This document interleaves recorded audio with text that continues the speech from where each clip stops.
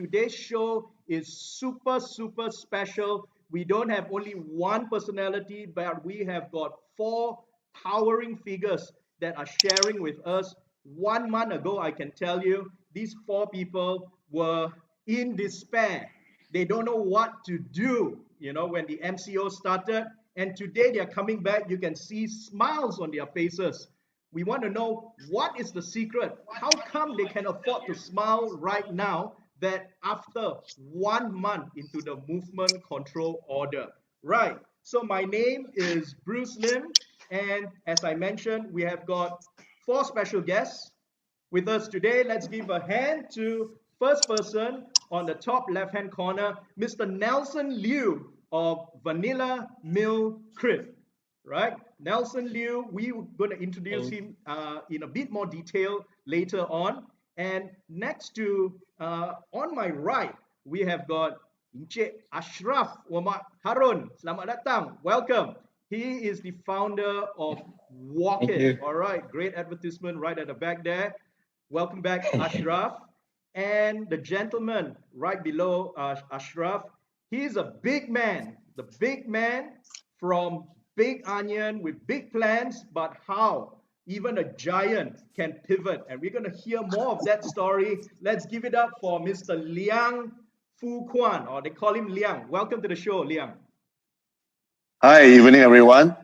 Right. How's everything? Right, we are great. If you want to hear more from Liang, please press Y, yes, so that we can hear you. Wow. Share, give some love to these three gentlemen who has pivoted, who has seen success, who live for another day, right? And last but not least is my friend. I wouldn't call her old friend, all right? A very young friend, and she is no other than, we call her the Queen of F&B. Because anything you want to know about F&B, she's the lady from F&B Connect, the founder and CEO, Miss Ivy Hill. Give a hand for her. Clap, clap, clap. Everyone, come on, make some noise. Give some love for Ivy. Hi, everyone. Love for Nelson, Good Liang, evening. and Ashraf. Heart. Right? We want to see some hearts. Oh. Okay, great. It's going to be highly interactive, this program today. We don't want it to be so formal. If you pay enough attention and if you engage, there will be vouchers, right? There will be vouchers and there will be food. And any program with food is always very interesting because you can get food delivered to you. And not only delivered to you, delivered to you in style. We will want to know, how do we deliver to you in style at the end of the day? So keep your ears peeled. And then you will see, we will be releasing codes, we will be releasing passwords, vouchers, and what's more interesting, towards the end of the day, we always hear the word pivot, he changed lah, he innovated lah, he did all this. But is there a scientific way? Is there a systematic method in order to arrive at the solution? You find that at the end of the day, there is. And we will be sharing, I will be sharing as well, certain templates, certain step-by-step moves that you can do, matrices that you can use. And if you want downloads of these solutions, these guides, please give your email, PM me, PM HCK, PM everyone, the organizers. We have your email. We will email those guides over to you, right? So this is a little bit of introduction. Oh yeah, let us not forget our host and our sponsor, which is HCK Capital. So HCK Capital is a giant. They are a conglomerate. They are involved in property development. They are involved in property development in Shah Alam, in Ipoh, in Subang, right? And on top of that, there is also synergy with the education side. They own the Peninsula School in Ipoh. They own the International School at Setia Alam in Shah Alam. And little did you know, or if you would have known it, HCK Group is also involved in F&B as well, in coffee, the Jamaica Blue and other F&B brands. So thank you so much, HCK, for hosting this. and the other one is the organization that I'm attached to, which is Growth Malaysia. We are an NGO. What we do is we just want everyone to not only survive, but we want everyone to have business best practice and to continuously grow. So therefore, we think that there's synergy between what HCK is doing, what Growth Malaysia is doing, and one of the founders of Growth Malaysia is Mr. Joel Neo, who is the founder of Faith as well. So these are the people behind today's program. Okay, I've said whatever I wanted to say to get the sponsors aside. Let's get straight to what you guys do. A quick introduction. Nelson, Vanilla Crib, I've heard of it. It sounds good. We are going to show you some pictures. You can't smell it, you can't taste it, but you may be able to taste it if you get some things about Nelson. Right, so Nelson, tell us a little bit about Vanilla Crib. Over to you. Hey, thank you, Datuk Bruce. First of all, thanks for having us. My name is Nelson Liu. I am the CEO of Vanilla Millie Crib Malaysia. And we are actually a specialist in French Millie Crib cakes. So we manufacture and we own 23 outlets, mostly in Klang Valley, one in Ipoh and one in Malacca. So what we do is we produce exceptionally good quality crib cakes, which originated from France. Wow, so even the name Mill Crib Cake French, it sounds exquisite, right? But when COVID comes, COVID-19, it's all about survival, and I don't know whether we have time to taste exquisite stuff. Do we have time in the evenings to try it? So these are challenges for Nelson. We are going to come back to Nelson and listen and hear how he overcome this. You know, Vanilla Crib, it's a place where people to go, their lifestyle. Now, how do we get a bit of that lifestyle out of your store at the restaurants that are closed right now because of MCO and get a bit of that French feel and lifestyle back in your homes? More on that later. Give a hand for Nelson. And next to me here, Ashraf from Walk It. Okay, the name Walk It has the name walk in it. More about that. Hi. Thanks. First of all, thank you, Dr. Bruce, for having me.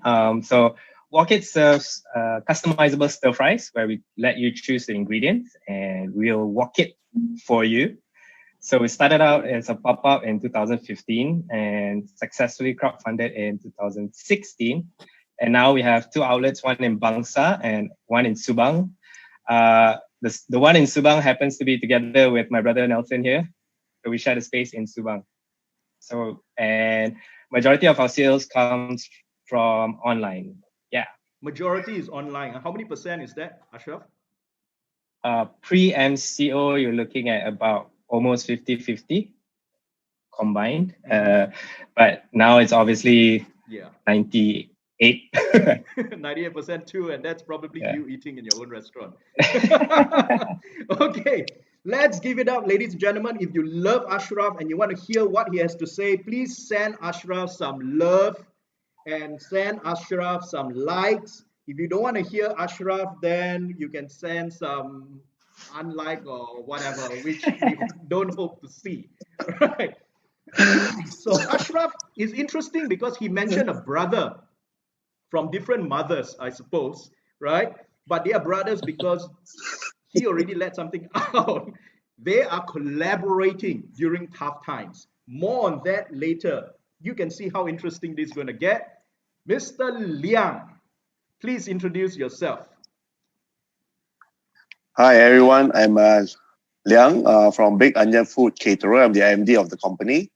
We're doing catering for groups or for events or private. Our capacity can go up to like 3,000 or 5,000. Western sit down, fine dine, we can do around 1,000 packs. So we are a ISO and halal certified caterer. So this is what we do pre-MCO. Right. So pre-MCO, you are a caterer, not 100. I know you've come to my house before. You catered like for in the tents, but you have gone up to 5,000, and that's no joke. And you have catered even right to royalty, our Yang di Pertuan Agong, but Yes. you know, catering means what? Big crowds, right? And now with the Yeah. MCO, no crowd. You've got to be socially distant. So Liang, just give us an idea how much business has dropped just for the month of March during the MCO. Oh, March, we operate only half a month. Once they announce MCO, we actually close. We take a break. So I take think a we drop break is around 90%. 0%, right? So Yeah. Ashraf is better than you. Ashraf has got 2% higher than you, right? Okay, so which means it is major disruption. And how many staff do you have at Big Onion? Yeah. For full time right around, we have around 40 over, and then part timer we got around another 50 or more. Right. So you are having a So 100 strong staff, and right now 100 people don't know what to do, and you've actually figured out a solution for these 100 people to do something. You reached out to customers, and you are always big lah. 5,000 caterers, big name, Big Onion, person, big, everything big, right? Now it's big trouble, but we want to know how Liang solved his big trouble with some innovative, small, fast problems. Very easy. Everyone can learn from this. So we have got that. And Ivy, you're not just taking care of one restaurant, two restaurants. You actually take care of not 10, not 20, but I think almost 200 brand names. That's why I want to call you the godma, but I suppose it's better to call you the queen of F&B. Ivy, what do you do at F&B Connects? F&B Connects, the name itself tells you what we are. Okay, F&B Connects, actually what we do here is we are connecting and building, empowering business in the F&B industry. So like at this time, we are bringing our members to collaborate together to go through this challenging time. So like Ashraf is also our member, and with Nelson, how they collaborate. That is what we are doing as well. Okay, so we know COVID-19. Thank you very much. Those who want to hear more from Ivy, please share. If you think Ivy has relatives that she has not reached out to, all right, in the past 1 month, share it to them. If you think she has friends that she has forgotten, share it to them. If you think that she has so many friends and they don't know about this program, you can also share it with them to other groups to show your appreciation for these 4 personalities with me today. They are with us, and yeah, if you want to hear more from them, we've got to encourage them. Please share and please give them some love as well. Okay, let's go to the crux of the matter. Thank you for the introduction. COVID-19, no joke, right? We saw it happening, and it happened so fast. We thought it was a China problem. It was a Wuhan thing. Then it became Malaysian problem. And before we could even talk and decide, the government announced the movement control order on the 16th of March and gave us less than 48 hours to get ready, right? So very, very quickly, how did that strike you, Nelson, right? You thought it's going to be business usual. You're going to open your store, and then you were told you can't open anymore. I just want to know your initial reaction. Yeah. Well, that's a very good question, Dr. Bruce. So on the 17th of March, I still remember very clearly that it was a shock of our life that we had to, immediately pivot to a new direction, because most of our outlets are resided in a shopping mall environment. So we are definitely going to get a big hit from this. But what happened is we have a very great team behind us. So what we didn't really give up, and straight away we come up with an exciting plan that, hey, come, let's try. Because in the past, what happened was we didn't really focus on delivery. So when we started to pivot into this area, we got to know a few other good players, friends like Ashraf, and they've been guiding us on how do we make it better on the delivery platform. So we learned a lot, and immediately we created a new department out, which is the delivery department. and kickstart the online. Got Ashraf to redesign the website a little bit so that we can get it on. And it has helped us tremendously. On the 18th of March itself, we began to get a lot of calls like, hey, can you deliver this to my friends? We got a lot of support from our inner circle. We were quite blessed because the nature of our products are people usually they tap out and go for cakes. So it's easier for people to adapt to this kind of changes, and when they see that we provide delivery service, it actually gives them a lot of value. So right. On our side, we are actually quite blessed on this. Okay. I mean, I got a few questions for you. You got to be patient a little bit, Ashraf. Okay, Nelson. The name Vanilla Crib sounds sophisticated, right? How many of your stores are in shopping malls, and how many are at shop lots? Out of the 23 outlets that we have, 21 outlets are in shopping mall environment. Right. Only 2. So that affects literally, how many? I can't do my maths, but that's a lot, 21 out of 23. Okay. It goes to a point something. Right. So that's a lot. And of course, the first reaction would be, how do I do delivery? Have you been doing delivery before this? No, very, probably about less than 5%. Less than 5% delivery, and now you've got to make it 100% delivery, right? 90%. And we're still operating in a few malls. Yeah, I just want to know, because I see Vanilla Crib as, I've seen the ID. I've been to Vanilla Crib. It's a place where people hang out. It's an Instagrammable place. It's lifestyle. It's about, Can you just show the audience a little bit of the cake? What is that? What flavor is this? Your classic? This is actually a tiramisu flavor. It's one of the best sellers that we have. Put it nearer to the camera. Seriously. Is this better? Yeah. Yeah.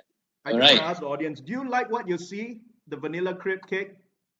If you like what you see, please give Nelson some love, and some of that cake could come to you, right? Some of that cake can come to you as well. Right. Now back to the serious question, right? So the immediate thing that comes to mind would be delivery. But when you do delivery, or when you do tapao, take away, how much of that Vanilla Crib feel, right? You mentioned the word value. What kind of value are we talking about, right? Part of the value of Vanilla Crib comes with the cake, with the service, but it comes with the ambience as well. How are you going to make sure that the feel, the ambience, the brand of Vanilla Mill gets tapped away or gets delivered to the home? How do you replicate that? Absolutely good question, Dr. Bruce. So this is back in 5 years ago when we started off Vanilla Crib. We always wanted to develop this product to be a grab and go thingy. So by nature, people generally 70% of people, even though if they come to our malls, they come to our outlets, they are not big size outlets. So 70% of them generally they tap out and go, they grab and go. Yeah, so we are quite lucky that they are used to it. So there is a tapao market as well, aside from delivery. So how much has delivery covered the whole, 80-odd% whole in loss of revenue from closure of those shops, shops in malls? Well, the very first week, we have a lot of good support from inner circle, but it still doesn't able to justify our losses on the very first week. But when we start to develop more platforms, we start to leverage on our existing network. People like VMO, people like Walkit and all. Then we are able to diversify to more channels. So as of today, we are almost 50% of our daily sales, all outlets combined, which is a very, very good result for us. Right, that's excellent point. Thank you so much, Nelson. Please give Nelson a like and love. We hear you clearly, Nelson, because you say when times of challenging times like COVID, you got no time to go out there and do an experiment with all kinds of marketing. We hear that you go back to your circle, to the people around you, right? You mentioned VMO and friends and family, and they come and they support you. 50% of it. That's interesting. And you drew on collaboration with this network of people. Am I right? Yeah. So Very that different. pulled you through, this time. And speaking of collaboration, I'm going to pass over to your brother right now. Okay, Ashraf, what have you all right, what collaboration have you done? I mean, what synergy is there? You cook food on wok, which I suppose is hot food, and you say you can order online. And Nelson did mention that you helped him in delivery. Can you tell us exactly what happened?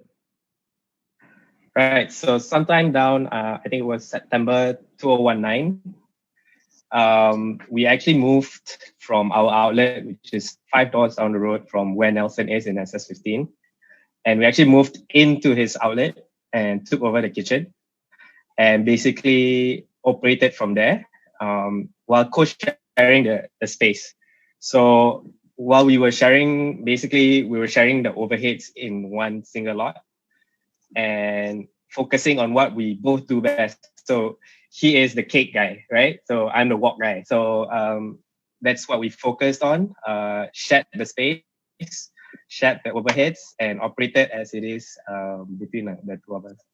That's a very clever thing to do, because when times come like that, we know that everybody knows already, cash is very important. Liquidity is very, very important. And there's only two ways you can get cash. One is you get new cash coming in from your customers, right? Or you get new cash coming in from raising debts and loans. Or thirdly, you get cash coming in by raising it from investors and shareholders, right? So the easiest and the best, that's why you exist, is to get it from customers. But since customers are so difficult to come by with the MCO, one way is to conserve it, and it is to control costs, because that is something that's controllable. And that's where you came in. You share overheads, you share rental. That's very, very smart.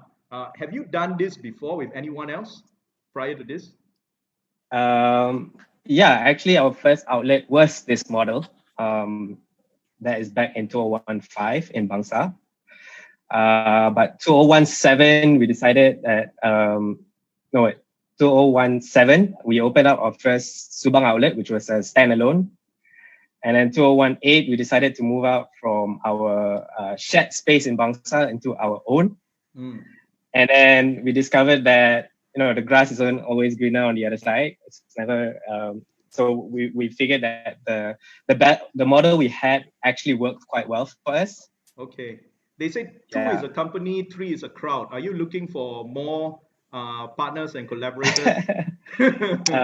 Yeah, we could share more about what we're planning to do in the future. But yeah, definitely. Yeah. So what is a critical success factor if you want to share with somebody? Partnership. I wouldn't say this is a partnership. This is a strategic collaboration. You want to collaborate with someone, there must be some kind of synergy, right? So what do you think accounts for that synergy? Because you obviously can't share it with a competitor. Right. So first and foremost is obviously the fixed cost, right? Rental is a fixed cost that, like it or not, it's there every month. It comes, it knocks on your door. We have lost a little bit of feed from Ashraf. Okay, probably Nelson, you can answer on behalf of Ashraf. You froze for a while over there. I'm still here? Okay. Yeah, okay. Now you're good. Yeah, so obviously first and foremost is the fixed cost, obviously, right? So that's the cost that, like it or not, it comes knocking every single month. And it just makes it just makes you have to work less to pay if you can reduce that cost. Correct. It halves your burden, right? But you don't want to halve the burden by having somebody you don't like to come with you. So probably I'll jump straight to our the Queen of F&B, Ivy. I mean, you have managed and you have advised, you've consulted for close to 200 brands. What do you think works in this kind of synergy? Exactly like what Ashraf have been doing, a lot of collaborations together, so that sharing of resources as well, especially during this time, delivery is the main income for a lot of people. So certain the charges, the commissions that's taken by some of the providers, and all, if the brands are able to collaborate together, and they'll be able to share out, so Right. at least it's less burden to most of them. Correct. So there are quite a number of our members, they are all collaborating pretty well. Good. So I like the way you mentioned collaboration, but what I hear now is collaboration to half the cost. But what about synergies created? We are not talking by one-on-one. Your cost gets cut by half. But is there a situation of 1 + 1 = 3? And I want to know what one goes with the other one that produces 3, not a Right. negative. Yeah. Can I butt in? Yes, sure. Yeah, Right. So another thing that is not directly related, it is quite indirect or direct, is obviously the marketing that goes behind the two brands. It's not just about sharing the cost, but it's also about the exposure. So straight away, when Nelson, for example, says that, hey, we have Walk It in Subang, we're already cross-sharing the two brands with each other, as well as like how now his cakes are available on our own ordering platform here. So he could, basically we're introducing a new sales channel to him as well. So that's one of the few synergies that I guess a positive synergy rather than just saving money. We're making money as well on the other end. Great. So you are saying that those who order hot food and they say, hey, after eating my char kway teow, I would love to have something sweet, and therefore you're tapping into that database, right? Yeah, correct. And then as well as like likewise, how much of and that it's not, what do you call that, crossover is happening in terms of a percentage from your end, Ashraf? crossover in terms of percentage. Right. What do you mean by that? For example, you have a database of 50,000 customers, and Nelson has a database of another 50,000 database, of the 50,000 customers. Right. How many of them are actually Right. overlap, and how many of them do not? If you do not overlap, then you are actually tapping into Nelson's additional 50,000 database. That's Right. I dare say that we don't really previously we didn't really share the same audience. Would you agree, Nelson? I think there's a lot of room for improvement, and we definitely see a lot of great potentials. So these are all untapped markets, especially. Can I say something as well? Yeah. Yes, Yeah. Ivy. It's actually like Walk It and Vanilla Crepe is actually a very good collaboration. You see, for example, like myself, I wanted to eat Walk It, and I also I'm craving want to eat the Vanilla Crepe as well.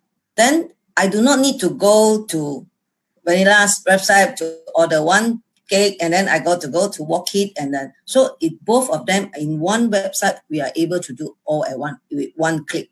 Right. Instead of going multiple clicks. So this will be very good, because people do not like to go into too many buttons, and also they find it's very, very messy, right? So people prefer it to be more easy.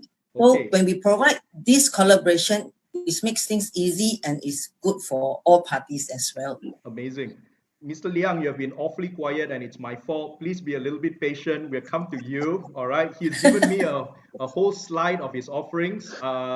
We'll come to that very, very soon. So, Ivy, back to what you say just now.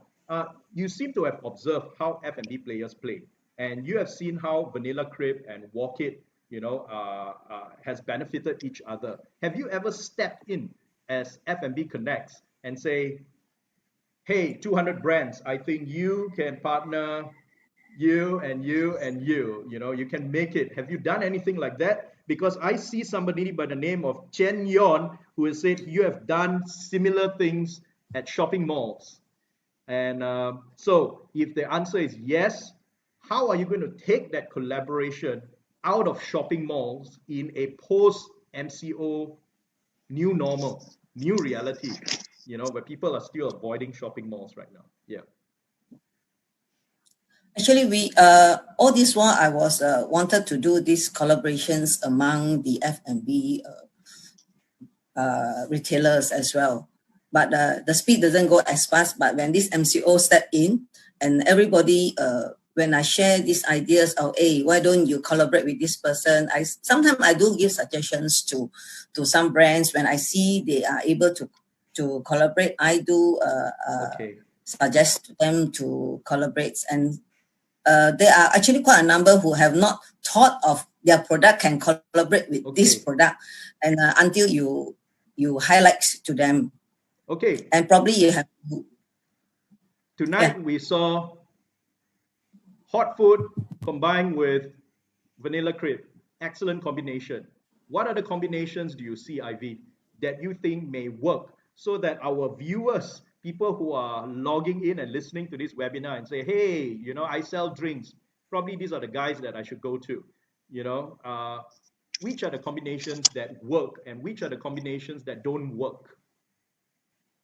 actually, I was also suggesting to another brand who is doing healthy beauty drinks, something like the fungus drink, which is really, and I'm suggesting it to another brand who is selling hot food to go together as well, which normally people will never think of. Oh, I'm going to drink this beauty fungus collagen drink, and you never think that you want to eat with soup, some soup, some noodles, and that. So when I highlight this to the beverage person, then suddenly he struck in mind. He say, yeah, we can do that, and probably they will be able to come up with some new menu that can fit into the brands that they're going to collaborate. So these are additional channel or additional income for the brands as well. Right. So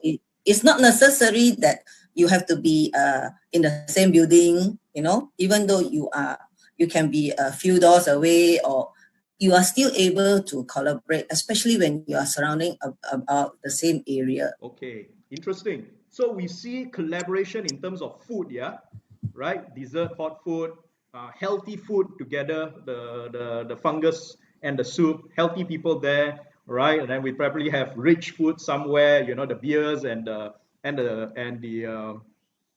ribs together. I don't know. That's my unprofessional view. So you can ignore my unprofessional opinion, but yeah.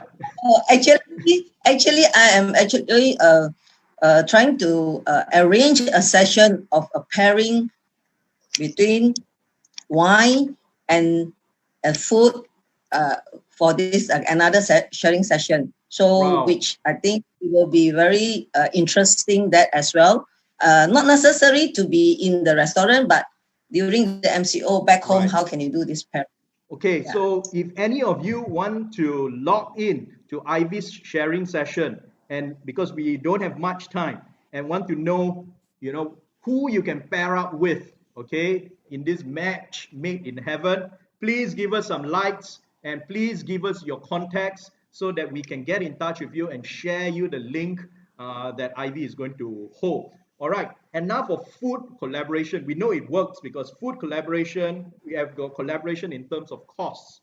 We have got collaboration in terms of reaching out to each other's clients and customers, so he says, okay, we have got collaboration in terms of synergy, creating a new menu, new things, and then they say, okay, this is interesting, so you get to upsell. There is another area of synergy, an area of collaboration, which is collaboration between food and transport. And we all know the guys who make it during the MCO. They are the Grab Food of the world. They are the Food Panda of the world. And these are the two giants but the MCO has pressed the reset button because new people are entering into the arena, and Ivy is leading one of them, all right, in the F&B scene. But not to miss out is this gentleman who has been patient in the past 40 minutes, Mr. Liang Fu Kuan. Not only has this caterer, the only thing the caterer does is delivery is on that day, delivery to the place of the event. He has never done multiple deliveries in small packages, and he managed to pivot. They say giants don't pivot so quickly, they don't dance so elegantly, but Liang has proven it otherwise. So Liang, tell us how you feel, because I've been following your Facebook. I can sense the frustration in you.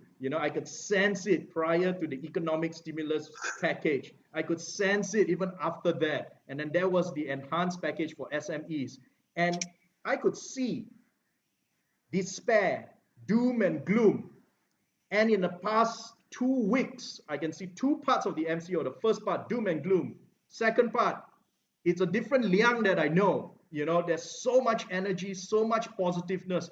I want to know what you ate, what you had that made you have this drastic change. Please share with us your story. Oh, thanks, Dr. Bruce. Wow, it's very, very highly offered. Okay, I think before that, right, during MCO, what we saw is that, deep shit, because it's what I said, we cater for big events, 3,000, 5,000 packs is no issue. When it comes to 1 or 2 packs, right, if something is a big issue because we are not used to it. The whole entire operation, right, is not meant for cooking small portion, especially individual or 2 or 3 packs. Right, because of the MCO and then the whatever the stimulus package, right? I mean, we are depending so much on the government initially, but once we saw, right, it's not to it doesn't help much, put this way. It does help, but not much. So move on. The word is move on. Yeah. Move on and see how it goes. So when you look at it, right, I mean, as the MD of the company, I have the responsibility for my company, my team. The people who have worked for us for so long, they're giving the best. So it's something that I would say we definitely need to think of how should we pivot and move on.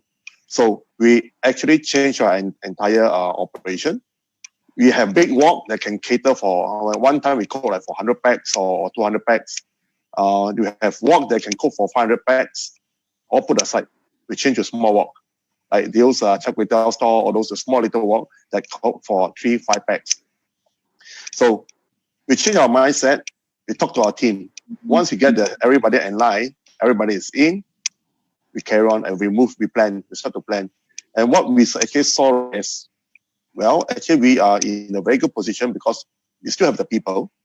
The people still need to eat. Thinking of that, right, because a lot of my friends whose their business, right, actually can't really operate because of MCO. They're all jammed up. So we consider ourselves in F&B are very, very lucky. So with that blessing, right, we think how we move and look for the market. What do they need? Well, definitely it's all small groups, family, everybody staying home. So we come up with food or packages that is still towards individual or small family package. And what they want dessert because everybody very stressed. So we come up with our dessert. I think during the first week, right, our dessert sell pretty well.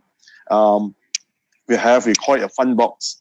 Where everybody is so stressed, we call it a fun box. Okay, so Liam, I'm just going to share the screen because it's very difficult for me to imagine how fun that box can be and how your dessert looks like.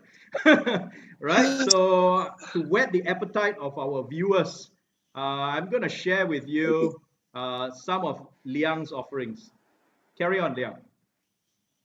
Okay, so this is the durian series that we come up recently. This is the second week. Which is actually we got a friend who's actually exporting to the Grade A Musang King to China because of this MCO. They actually we managed to source this paste from him, and it's one of the very best paste that I ever tried. And this is the second series for our dessert package. Must be Musang King, yeah. Yes, it got to be Musang, but otherwise, right? Once you try Musang King, the rest you can't really feel your appetite. And this is our another dessert box. We have 9 different combination. So each of it have its own flavor to it, and we do it as a nice packaging to cheer everybody up. Yeah. So like I mentioned just now, those are the we start with dessert and do very well, and then the second week, right, that's where we come out with a second series of our dessert. Because we got a lot of repeat customers who love it and they send it to their friends. So there's a concept of pay forward. A lot of them, once they try, they love it. They actually share with their friends, their relatives. Yeah, they even we also have this campaign so to what I call that, cheer our frontliner. So there's some of the pictures that I've shared to you, right? That we shared to the frontline, to the hospitals, to the nurse. The doctors are very stressed. The nurses are very stressed. They don't have time to actually have a proper meal. I mean, food. So with the dessert, they saw it's so colorful. They actually have given us a very good remarks on it.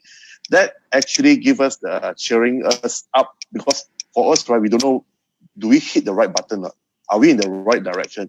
But with all these positive words come to it, we share it with our team, and everybody will come out so much energy, and they actually work overtime and get the things done. So that is part of, like I said, the menu part we design. Then our team, because our business is all about team player. I can't do anything by myself, but the whole team were very supportive as well during this moment. So that's where we actually move, and we ask the idea, because I personally, I can't cook. So when we talk about cooking, right? So I got to ask them, hey, can you cook this and can you cook that? They say the market, they want this. Can you do that? They actually give me say, yes, boss, we can. Just tell me how I'll coordinate and we'll work it out. So it's the team that given me the confidence, and the consumer or the customer or our friends, right? That actually giving us the support. That's where we have the energy to go the next. So right now, like Ramadan is coming, we're also working on as to the Ramadan packages will coming out next week, and then more for family packages as well. At the same time, when we go into this mode, right, we actually say, hey, is it good enough just doing this by selling individual 1 or 2 packs or 5 packs? Because our operation is, like you said, meant for 3 or 5,000 packs. We have a big capacity. It's all underutilized. There is actually clients, right? Potential clients, right, that's talking to us. They say, because we are halal and ISO certified kitchen, central kitchen, they are asking us whether can we help them to produce food. So we heard a lot of ghost kitchen, and this ghost kitchen, a lot of people, they want to set up right now. For us, we have the advantage. We are already operating. It's underutilized. So it's something that we are open ourselves first time that working collaboration as well with other people. Right, Liang, continue. Sorry. So just now, whatever I said, is it or which part was it missing? Since no, it's okay. The we can video hear part you, but we just can't see you. Oh, it's okay. Okay, all right. You can continue. Yeah. So right. when okay, the collaboration part, that's where third party came to us and talk about, said, we'd like you to produce food for us. I said, how come?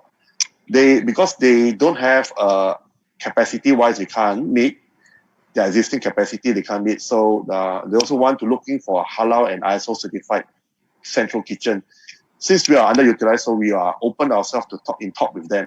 So this is another collaboration that we are working on in terms of the output. Right. So yeah. So Liang, this must, you mentioned for so long, right? While we are trying to get the screen back, right? So what do you think is the critical success factor? I mean, how long did it take you to, it's not easy. One day you are serving 5,000 people with woks that can fry for the hundreds. The next day you got to buy small woks, and you are no longer big onion. You are serving to small portions to people all over the place. How long did it take you, and what is the critical success factor behind it? Well, the whole decision was made, I think, around a week, because once we decided to start operating on the 1st of April, we have a Zoom, the first time that I ever used a Zoom with my entire team to talk about, hey, we are going to open, what should we do? How should we do it? What do you think the market need? Then that's where we started the whole thing. And what is the driving force? Again, like I said, as an MD, I mean, I love my business. I love my people. I love my team. So we have this so-called the bonding between, because at this moment, right, you can test out, are you a good boss or not? Right. See, if they give the extra, right, that's where you can actually see. So I have the staff who say are willing to go to have a pay cut, this and that. I say, no, I mean, we can still tahan lah. During the MCO, we say we still pay you the info. I mean, and after that, we also say, okay, you need to go for a cut. Even they offer themselves. So at this moment, we still can tahan, put this way. Later, I don't know. So it's the team. Right. So Yeah. it's the team, the teamwork and the people that pull us through this. Yeah. From the depths of despair to confidence. We have seen teamwork between partners and collaborators. We have seen teamwork even within F&B Connects, in order to lobby for your interest. We're going to come back to you, Ivy, on that also, right? And one thing I find that the tune has changed. The early days is like government is not doing enough. And right now, it's the entrepreneurs ourselves. Yeah, give it up to entrepreneurs here. Give them a like. Give them that just say, thank you very much, government. Thank you for your wage subsidy. Thank you for your moratorium. Thank you for those loans. We will need it when we come to it, right? But the time now, it's about our people. It's about our suppliers. It's about our customers. And how are we going to all pull through together? And for an organization of 100 people, just take a week to turn around and start delivering. That's quite amazing. And you hit the button on the right, on the spot, which is about people, right? And I've seen you start to deliver. I'm so sorry to our viewers out there. You can't see the beautiful durian desserts, and it was so colorful. Vanilla crepe has got more colorful crepe cakes and all that. So we missed that out, but don't worry, we're going to put it up as a post later on. Yeah, so you can still savor them. Okay, who wants those durian cakes and durian desserts? If you want those durian desserts, please press like right now and give some love to Mr. Liang. And Liang, you not only say, hey, you're all about prestige, because Big Onion events are not the typical events I've seen. They have a certain prestige. There has a premium feel about it. That's where your value comes from. And how are you going to deliver that premium from huge events, breathtaking, into small little packages? How do you deliver Big Onion brands in those small packages? Can you take us through a bit of that? And I suspect it has got something to do with a 3-pointed star. Can you? Okay, first, because of we are in the food, right? So food definitely got to taste good. Packaging, the way we package it, we design, and then decor or garnishing on the food. That's something we want to make it appealing. That's where the dessert, the hot food as well. Recently, we also worked together with Hopsing Star Mercedes that we collaborate in a way that we deliver with a style in a premium way using a Mercedes car. So actually this today, right, just before, I think I give you a call while on my way back. I was delivering to I think around 10 customers, randomly chosen. We deliver our dessert and hot food as well to some of our customers with a Mercedes car. So they were very impressed. At the same time, we also tell them their latest promotion that they had. So we believe that we try to be, collaborate with one another, and also to enjoy the food, and because a lot of people are also very concerned of how they delivered, how things are delivered. The hygiene factor, whether do they take the SOP. Sorry, again, you can't see the video, or the photo that we actually, what we do for all our delivery staff. And myself also, I got to suit up with gloves, with what we call the mask, the hair cap, everything. Some with the visor as well. Right. So all these, I think, we work together with different groups. Okay, thank you. Yeah. Mercedes. So like I said, even with Mercedes, and it's good to know that food is delivered to you in a nice car. Right, but and Hopsing Star, that's also synergy there. If not, their cars are just sitting around, not moving. So why don't you get those cars moving through this collaboration? And Ivy, what do you think of collaboration in terms of delivery? Do you see any future in it? Yes, All right, big tell us future. about that. I think like for us now during this MCO when just started, we take the initiative to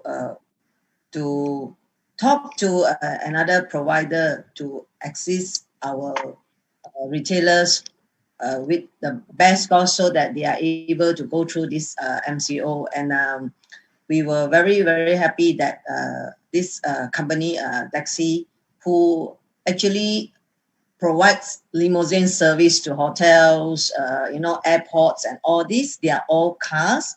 And they step up and say, okay, let's work together and to help the the F&B retailers to go through this tough time. So they have about 2,000 drivers, and within less than a week, we come out with the promotions and all. So they do not charge the retailers any percentage. So and they even give a promotion of 100 ringgit for every to all the retailers who use the service. So Right. they only pay for the delivery charges only. That's the only thing. And that's also 50%, And right? yeah. That's also 50%. Yes. So there again, you can see an opportunity there. Taxis, they are not going to be utilized, right? They have always been fetching people to the hotels that are not getting any guests. So what do you do with this? There is capacity over there, and that's where there are opportunities for F&B operators. So if you have not been on this collaboration with Taxi, Ivy, please give Ivy some like. So how are we going to approach you, Ivy, if we want to collaborate with Taxi? And how is this different from the other riders and sharing, delivery apps out there? Other than For pricing. this is that the retailers can have their margin for sure, because Taxi do not take any percentage from the retailers like some of the riders do. Okay, right. Yeah. Now we talk about delivery, and now we're talking about the new normal. It's not as easy that people say, hey, I've got MCO right now. We are moving into a new normal. People were saying, delivery, is it safe? Is it hygienic? How are we going to address this? Liang, you mentioned something about hygiene just now. So again, be a little patient. That's the hygiene issue. And number two, the MCO has also taught us that actually home cooked food is not so bad. I want to eat at home. So these are some of the new normal. I don't mind occasionally ordering it, but you find that the rate of home cooked food is much higher during the MCO. And three, there's also, I think everyone is affected, and cash is a bit tight for any household that is in Malaysia right now. And so therefore they might be a little bit apprehensive about splurging. So everyone's a bit conservative on their wallets. They are conservative in terms of worry about their health and hygiene. And they are also even conservative in terms of what they like to eat. So I think this one may, or may not, I'm not sure, impact the F&B industry. What do you have to say about this, Nelson? And what have you done in order to overcome this new normal?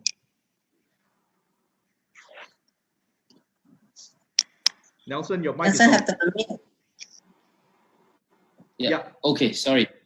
All right. In terms of hygiene, we emphasize a lot on a stringent process, especially all the way from our central kitchen to the delivery of the doorstep of our customers.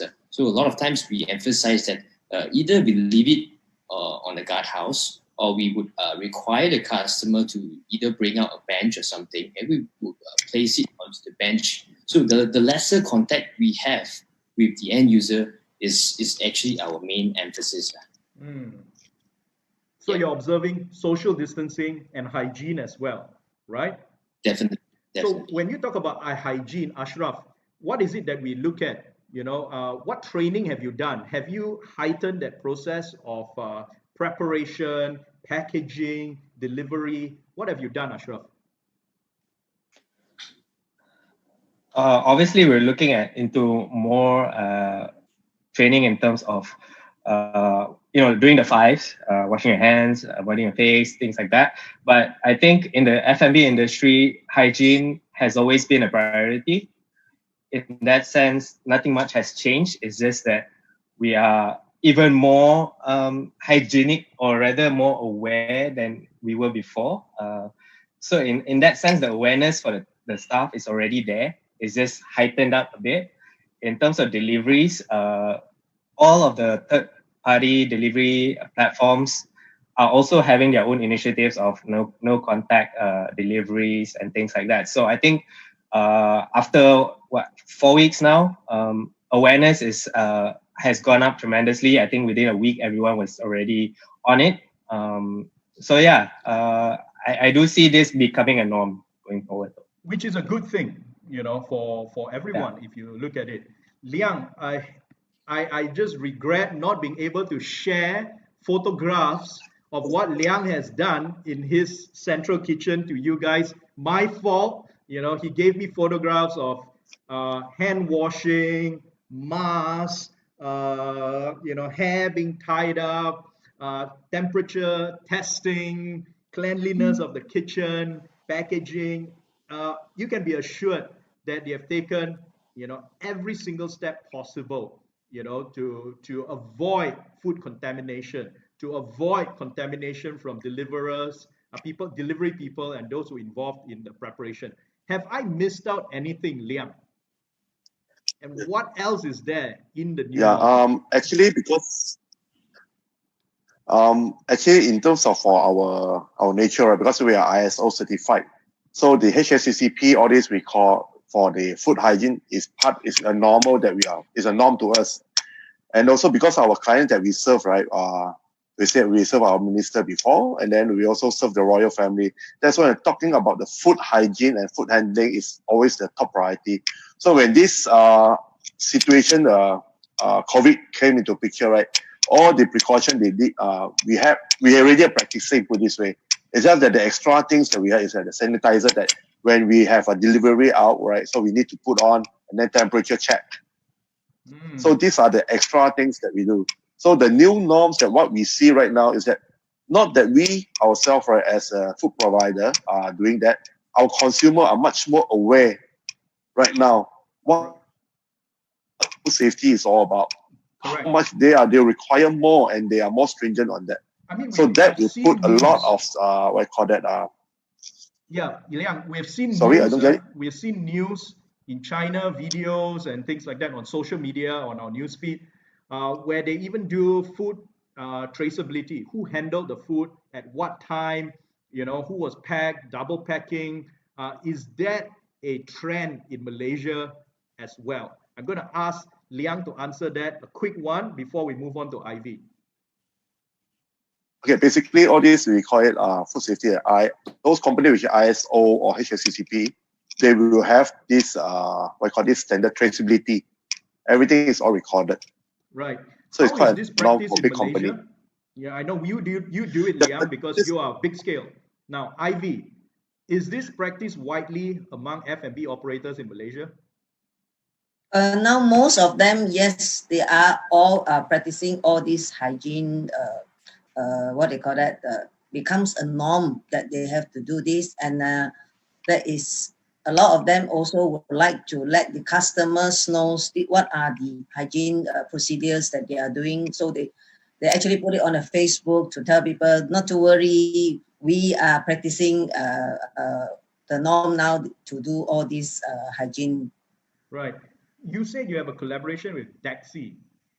What have you done to ensure that your partners like DAXI also observe some form of hygiene? We do speak to them to tell them, because we do highlight to them of certain things that we heard about other riders and things. So we do tell them that their drivers have to be really careful, and also is the taxi, they are the one will be to ensure that these things are practiced among their drivers as well. I think Ashraf is also having what do you call that, using this taxi service as well, right, Ashraf? Yeah. Right. Yeah. So Okay. So we still have we people parties who that are we still collaborate, coming we in, always. but we are coming to the end of the program, so I've got to cut things short. We need to close right now. It's it's already 9:40. We have crossed the 1 hour mark. Now, what other aspects of the new normal that we see? From what I see, new normal, hygiene, food preparation. New normal, people are a little bit more conservative in their spending in terms of their appetite, right? The new normal in terms of delivery, which is very important. They don't dine in, so you need delivery or takeaways. And I suspect new normal would also be some form of technology, either an internet technology in terms of ordering. There's more social distancing and that less of touching and interacting between humans, right? So we would think that apps, ordering apps, technology, and even usage of robots and other autonomous machines may be the order of the day. So which you think are important that we should immediately look at, and how long and how would the terrain be in the future? Any one of you can answer that. Ivy, perhaps you would like to get this started, get the ball rolling.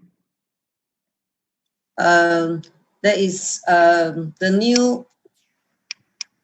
lot of the retailers were also looking into the menus because of its delivery and also like what Dato just mentioned, price and all this, because spending so menu will be the one that everybody will be looking at to fine tune, to What make it about pricing interesting. of those menu you mentioned, right? It's not only the menu, keep the menu a The little bit more pricing basic, itself, yes. right? Like Ashraf, you have got how many combinations under Walk It? More than Ashraf, 2,000. how many? More than 2,000. 2,000 different combinations of sauces, rice, noodles, and so on and so forth. But actually, it's just broken down to a few basic ingredients. From you, Yeah. So you got to It's a look at it's a the mathematics basics. thing. Right. You got to look at the basics, and you got to keep it, back to the basics, and you got to make that pricing interesting. And there are Yes, also right correct. now, people who provide discounts if you pay it forward, if you pay it up front. You pay it up front. How is that taking place? We have got save my fave, save the fave, under fave, and that there are many others who have this. Is this working, or is this just a stopgap measure for the MCO? Anyone? Nelson, you raised your hand earlier. Mike's yours. Oh yeah, I raised my hand earlier because I want to emphasize something that we have successfully done in the recent past, which is the emphasis on the cashless transactions. So for safety wise, we emphasize a lot on we are not collecting cash on delivery anymore, but we have successfully done that. And right now, we really like this way a lot, and of course, it's very safety to a lot of people, and I hope that all F&Bs will also be able to benefit from this. Right. Do you have anything to Yes. add, Mr. Liang? Thank you so much, Nelson. Yes. When you say about the new collaboration, right? I think for this round, a lot of people, they see that those asset heavy company, right? They really, I think, suffer a lot. And then from here, some of my friends, they actually went to see all their portfolio, and they focus in what they are doing the best. The rest, right, they say outsource it, collaboration. So one will do what they are best at and work together. Like I say, I don't have a transport, I work with a transport company the best. I don't have certain packaging. I mean, I will work with someone who are very good in packaging. So that's where I looking at the new normal. Everybody doesn't want to own a lot of things. They want to, what I call it, asset light. So they outsource it. certain things they are good at, that's maintained. That's where also in terms of the machinery and automation will come into, because like I said, in this round, a lot of people who have my friend who have like 400 to 500 labor, right? You don't know how to deal with it right now. Yeah. Talking about the pay cuts, all this, and yeah. So that is something that we learn our business model. Fantastic. And speaking of business models, for those of you who stay back, right after this, we will be sharing a few business models. Mr. Liang just mentioned about focusing on core competency and outsourcing the rest. We have got a business model template, a matrix for that. For those of you who are patient enough to last to the end of the program, which we are going to end very, very soon. And one thing you talk about outsourcing, it's actually about collaboration again. It comes back to what we started with. So go back to basics, collaborate, work with people who have strengths in delivery, in payments, in whatever, automate if you must, stick to your core team of people, your core customers and grow it from there, stick to your core partners and grow it from there. So it's a reset button of some sort. They said this MCO, the COVID has given us a chance to reset, rethink back. And whenever we reset, we always go back to our core, what really matters and what really counts. Now, we know that this post-COVID, everything is about, we know cash and so on, but cash is only a means to an end. And that end is about survival. Nobody is talking about thriving. Of course, there are a couple of winners, but mostly, I wouldn't say losers. We are people who are faced with challenges. How long do you think this challenge is going to last? This post-COVID pandemic. Before we see, we don't have much time. I'm just going to ask the question, how long are we going to, before the economy recovers? And is the inflection point going to be a V shape, or is it going to be a long dragged U shape? If V shape, when? U shape, when? Nelson. For me, as much as I want to be positive, I see it as a long-term domino effect. It will probably take another 2 years more for most of the industry to recover itself. Right, 2 years, so long U for you. Right. Yeah, long U. Ashraf, partner to Nelson. I have a slightly more optimistic view. Right. Giving it a year probably, but not to say that within this year there's always going to be market segments that we can all go for still. So yeah, let's keep positive and go for that. Right. And so you can just see.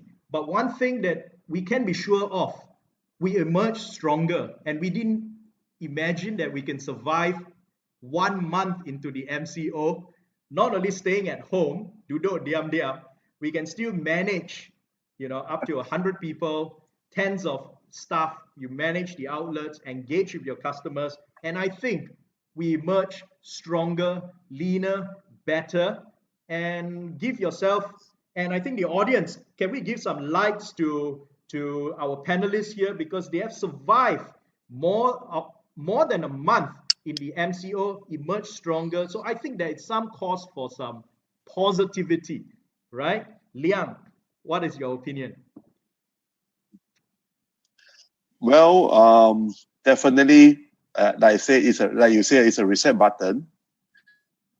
Sharon, is we hit the direction right, and all of us are. It's not that we are new in the business; it's just that we have to reset the whole operation or the direction. So with the right direction, right, and with the right combination, I believe we can come up very fast and very easily. Great. So and then for those who are very, felt very hopeless, right?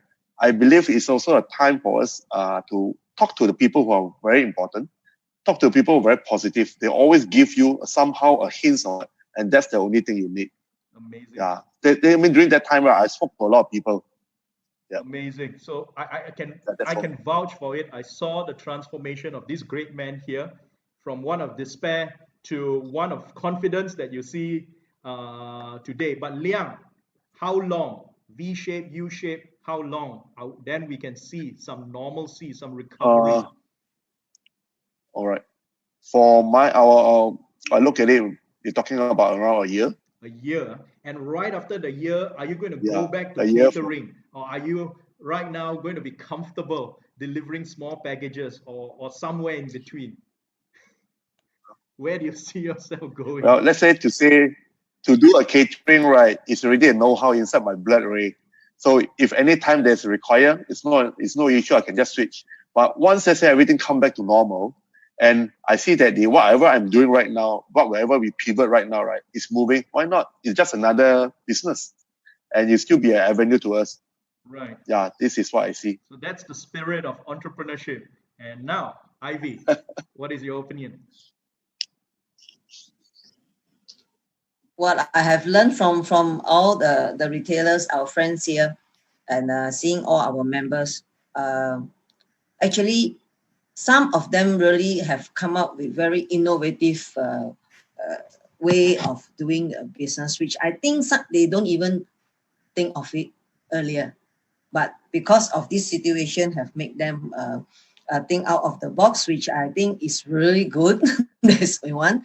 But of course, after this MCO is lifted, probably it will take more than 8 months or so before you actually business can pick up a little. But dining in, probably it will still be a lot of reservation to a lot of people.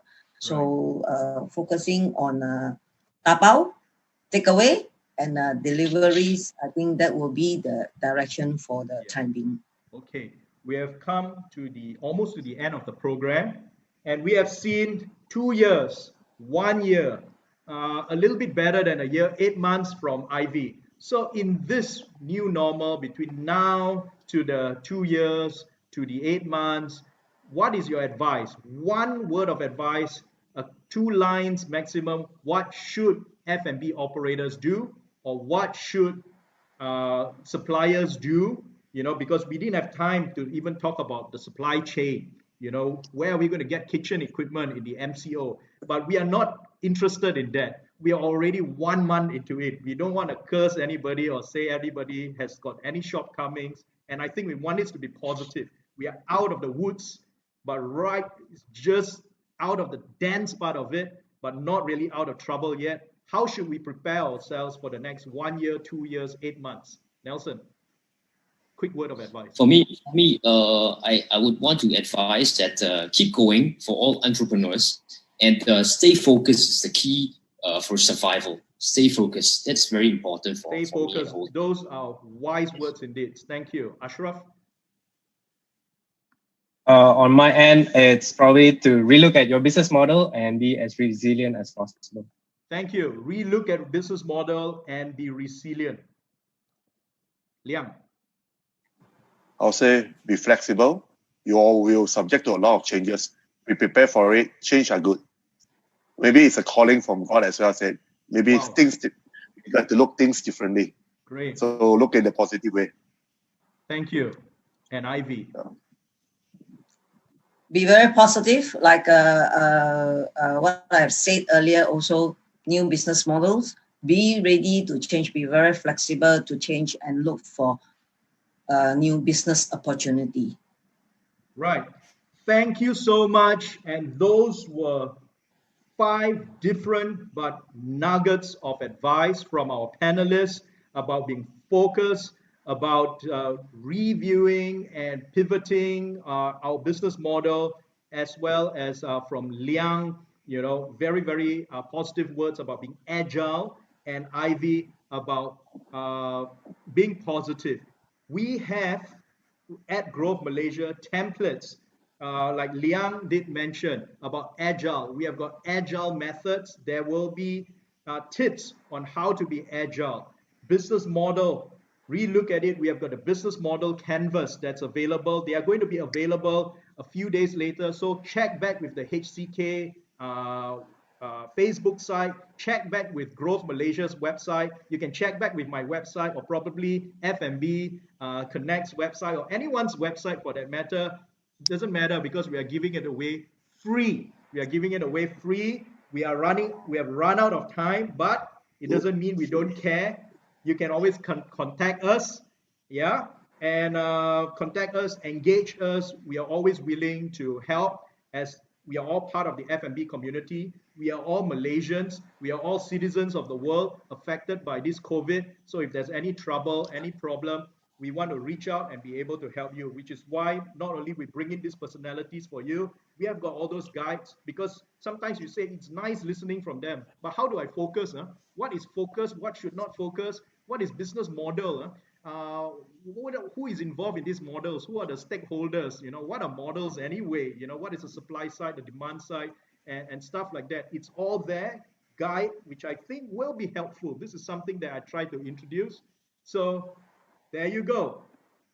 Our panelists, let's give a hand, love, and clap to Nelson Liu from Vanilla Crepe, Mr. Ashraf from Walk It, Mr. Liang Fu Kwan from Big Onion, serving small parcels right now, but still trying to make it big, and Miss Ivy of F&B Connects.